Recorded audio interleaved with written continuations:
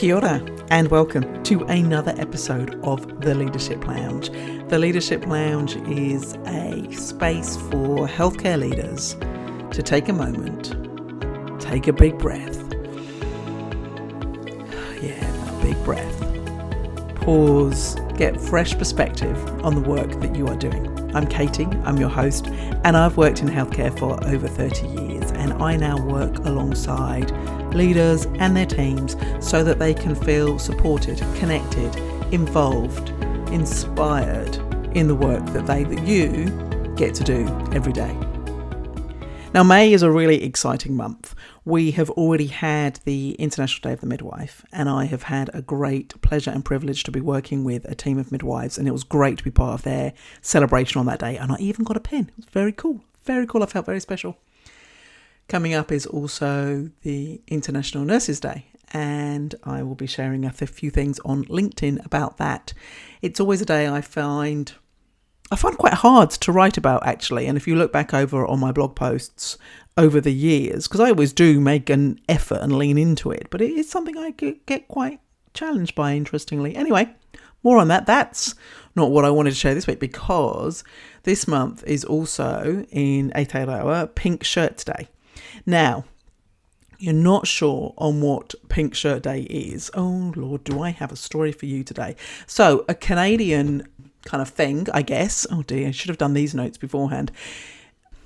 In essence, it is around an anti-bullying campaign and about bullying prevention, learning how to be an upstander, understanding what bullying is all about. And it's been something I've been involved in for some years and was part of what was called at the organisation I was at, the Speak Up campaign, and this was around highlighting what bullying is, how it occurs, and what we need to do about it and how we prevent it. It's something I've got quite a lot of history with, I suppose, and I don't really want to go into Pink Shirt Day is this and that. You can read all about that stuff, and I will, of course, as I do, pop all the links to the various different things on the website, and you can see my old blog posts, and you can see last year's podcast and all that kind of stuff, so you can get to the grips. But I wanted to share this time, going a little bit deeper around why I was drawn to this area of work. And actually, as I've done some notes and reflections on this, it actually realizes why then I end up talking about a couple of the topics that I do share fairly frequently, whether that be through my workshops that I run, or whether it be through this or through the email. So I'll take you back to a time, and I was working as a charge nurse, and I was accused of being a bully and had a very formal HR complaint raised against me. Now, this shook my world completely, because it was at a time when I was really embracing this idea of being a leader. I knew I was making some mistakes. I knew I was learning quite a lot, but I was seeing some changes, and I thought I was getting traction, and I thought I was on the right lines. So this really pulled all of that out from underneath me, because it was the last thing in the world that I wanted to be doing. I could understand and I could empathise and I could kind of see where this person was coming from, but I was terrified. And I went into this complete spiral of doubt and questioning and am I? And I had really, within minutes practically, convinced myself that I was being a bully. And so that's when then my learning really started. Because when you start understanding, and this is why I think these conversations are so important, because it is important that we can speak up and say that we feel that we are being bullied. But it is equally important that we understand what bullying is and get really clear on that. So I'm going to take the definition of bullying from WorkSafe. Workplace bullying is repeated and unreasonable behaviour directed towards people at work that can lead to physical or psychological harm. It may also include harassment, discrimination, or violence. It must be both repeated behaviour, persistent actions that occur more than once, and can involve a range of actions over time. Second thing it must be is unreasonable behaviour. Actions that a reasonable person in the same circumstances would seem as unreasonable. This includes victimising, humiliating, intimidating, or threatening a person. So that's kind of, they go into a lot more detail about what it can be or what it is not. So I'm going to read a couple of the things. According to WorkSafe, bullying is not one-off or occasional instances of forgetfulness, rudeness, or tactlessness. Setting high performance standards. Constructive feedback and legitimate advice or peer review. A manager requiring reasonable verbal or written work instructions to be carried out. Warning or disciplining workers in line with the organisational code of conduct. A single incident of unreasonable behaviour. And there's a few more on that list. Thankfully, a peer of mine at the time gave me quite a good book that covered this topic of bullying, and I kind of got into it. And as I, was trying to unravel that feeling of doubt and questioning myself quite considerably, I kind of came to that realisation that I'm not a bully. I'm doing my job as a manager. And yes, I have probably got things to learn about how I do it and how I get feedback and lots of that stuff. I wasn't saying I was perfect in this incident whatsoever, but I wasn't being a bully. I was doing my job, and I needed I needed more practice experience, adaptability for that particular situation. And when I think about that, then it kind of makes sense as why things like I talk about the book Radical Candor quite a lot, why I talk about building trust and why trust and connection is so important, and why I talk so much about both asking for feedback, receiving feedback, and giving feedback is so important, and why starting with appreciative feedback is a really helpful glue almost that pulls all of those things together. Going through the HR process taught me a lot about the experience of anyone that's put in that kind of situation. That was the first time that had happened to me. And it was a very useful experience, terrifying experience, scary, very isolating. You're not allowed to talk to anyone about it. No one else knows. It was really a hard time. But it was useful in a number of ways, because when I then went into more senior roles and was handling similar situations, I could be, I guess, understanding or supportive, or at least having some insight into what that must feel like from the other person's perspective. So it was really nice. It really reminded me the importance of having someone standing by your side, having that support person, why that matters to people. We can often think, particularly when we are very good, because there are a lot of very good managers out there, right? And my manager at the time was a very good manager, and I really trusted and respected them, but I still wanted a support person. And it wasn't that was an insult to that manager. It was you need someone that is completely in your corner. And so why support people in these kind of situations are so important, and can be just, they don't need to do anything, just by them being there is so incredibly powerful.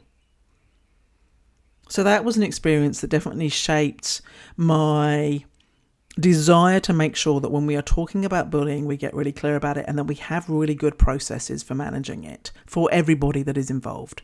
Because no, I didn't want it to go that kind of way. I would have much rather been able to sit down and work with this person around how do we do these things? What is going to be helpful for you? What support are you not getting that you need to get to be able to do these things? So that would have been a better way of handling it, maybe, but this at the time. So that's why processes, conversations, connections, so important. On the flip side, I have also felt bullied. And this is that important thing around the different types that bullying can be. And if you check out on the Pink Shirt Day website, what you can get is some really ideas about what bullying actually is, but also this kind of what can it look like. So it can look like, it can be physical, it can be actually hitting people, tripping people up. It can be verbal, it can be insults, threats. Cyberbullying on the rise, and especially and disturbingly common amongst young people. So that's that online bullying, internet, mobile phone, social media, terrifying space of that. But it's also this social bullying, which can include excluding people. And so I went through a period of when I was at work when I was very much excluded and shut out and kept out of the information loop around a particular thing. And then that was used against me. So I felt very, very isolated. And so again, it comes down to that fact that the social threat, that need to belong, is so important to us as human beings, and that social threat and social rejection is so massive. And that's why we often will try to fit in rather than speaking up, because we don't want to be rejected. And so again, it comes down to the why I talk a lot about that idea of inclusion and belonging, and that as leaders we need to be open to the ideas of people that disagree with us, that don't have the same kind of way of thinking about stuff, that we need to be listening to all sorts of people, and we need to really create that space of psychological safety so that we can hear those ideas, so that people don't feel excluded. So I think this idea of belonging, inclusion, that really matters, and that's probably come from that space of when I felt very excluded and it was held against me, and again, that isolating feeling. I know I've talked about this, and I was doing some work on Maslow's hierarchy the other day actually, and it just reminded me that if you think about Maslow's hierarchy, they often say now that sense of belonging would be much lower to the foundational need, because we cannot survive without each other. So that sense of needing to be included, to belong, is so crucial for us as human beings. And so whichever way you look at this, if bullying is occurring, then that sense of isolation is one of the things that is that common theme throughout. So hence why I'm always talking about this idea of connection. I remember as I was in a more senior role and there was some accusations of bullying being made about people within my teams, I was lucky and fortunate enough to have a really great relationship with the union people, and we decided to not go down the normal HR kind of process, but to explore this in a different way. And we were going to be using some support methods, we were going to be using some coaching, and while there was still some... It wasn't perfect, again, but it was a very interesting way of exploring a situation where some people weren't happy about the way some things were being done. And again, to be honest, I can't actually recall the specific details of the scenario, but I do remember that there was a couple of instances running in different areas, and this same union person was working in the same space and running two different processes, and this way of coming together to have conversations about what matters, working alongside people to coach and encourage rather than making anyone feel isolated or picked on in any situation. We actually got some more sustainable change and some sustainable learnings than via the more formal process. Now, I'm not dissing formal HR processes, because when I have used them and been involved in them, they give you real clear structure, clarity. You're really aware of the outcomes and the expectations. So there is a place for everything. All of this is about context, and I think probably using the skills and strengths of the people that are involved in whatever situation you're dealing with. So I think it's about, there isn't one size fits all for these kind of scenarios. It's about understanding all of that. And again, that comes back to knowing who people are, having those connections and having that trust.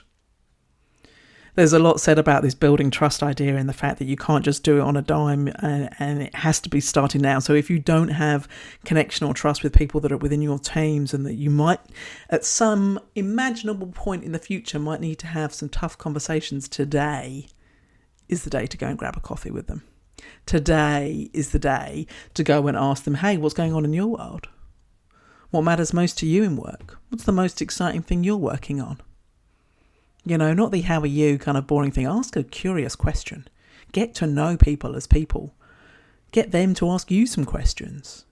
Today is the day to start building those relationships and that trust, so that when awkward, uncomfortable things come up, you can actually have a conversation about it. All right. Phew, that was felt like quite intense. Little intense kind of stories there about sharing that stuff. So check out Pink Shirt Day, the website. Some great resources in terms of facts and understanding about stuff. But the reason why I've done this podcast for today is because Pink Shirt Day is on the 16th of May. Check out the Pink Shirt Day website. There are some phenomenal things that you can learn about bullying and understand about the whole kind of thing, where it came from. A lot about the specific types that we really need to be very conscious of in today's age. Cyberbullying in particular, that's really important. But you've also got some facts and data around bullying. So 7 in 10 teens in New Zealand have experienced at least one type of unwanted digital communication in the past year. 7 in 10. For high school students who have been bullied weekly or more often were 4 times more likely to experience significant depressive symptoms than those who had been bullied infrequently or not at all. We also know that some people are more likely to be targeted than others. Boys, students from disadvantaged or immigrant backgrounds, or low achieving students are at higher risk. And that's a global trend, not just in Aotearoa. And then there is the bullying that is based on a person's sexual orientation or gender identity. And that is really important right now. So people that are perceived to be part of the rainbow community experience higher rates of bullying than students who do not. And what is tragic, and I haven't gone into it and looked up the latest data, but within the healthcare profession and within nursing, bullying is also almost common. It's quite disturbing. So there are some disturbing facts, but there is also some very interesting stories. There are also some great resources. So there's some phenomenal things that you can use that can just heighten education around what bullying is, but you can also use some things to just support the day itself on the 16th, or you can do some things that can help ongoing conversations and education around stuff, because this, like any kind of awareness day, it's like only be nice to nurses on the 12th. Is it the 12th? Oh, that's a bit embarrassing. 12th of May. So yeah, let's only talk about bullying on the 16th. So these days are always useful to highlight awareness, but they're also a reminder that this is an everyday thing. So connection is an everyday thing. Okay, check out Pink Shirt Day. I will pop in the show notes the links and resources to some of the things that they've got going on that are really important to look at from a healthcare perspective, and also to some of the prior posts. Last year I wrote a post really designed for that manager who, when someone comes to you and says, I'm being bullied, because that is often one of those, what do I do now moments for a team leader or a charge nurse or a midwifery leader. I'm being bullied. What do I do now? So what I've done in that blog post is pulled on the resources and the guides that are out there from a very generic point of view, because remember, each organisation is going to have particular processes and things that you're going to need to tap into. But in that very first instant, you need some simple steps that you're going to be able to keep in your head and just be able to go, okay, this is what I do. It's okay, I've got this. I can have the start of this conversation and then I can go and get the help that I need. So that blog post, really important one to read if you are new into a leadership position. If this has never occurred to you in the past and you're like, oh yeah, what if that happens tomorrow? Because it could. All right. What this is about is that we all need to feel safe to come to work. We all want to come to work. We want to be able to do a good job, because when we can come to work safely, be who we need to be at work, then we can contribute and we can make a difference. And right now, healthcare has got way too many issues and problems to deal with. We need people that can show up, can contribute and make a difference. So this is why this stuff matters, because our healthcare system needs us to be the best that we can be. Thank you for listening to another episode of The Leadership Lounge. Great opportunity for you to click like, follow. You can make comments now as well. Share. Please do share this work and sign up for the No Jedi email at katiequinney.com/subscribe, where I send out reminders, emails, encouragement, excitement stuff that just enables you to feel encouraged and supported in the work that you are doing as a healthcare leader. Thanks again for listening. I am Katie, I'm your host, and I will be back next week for another episode of The Leadership Lounge. You have a fun week.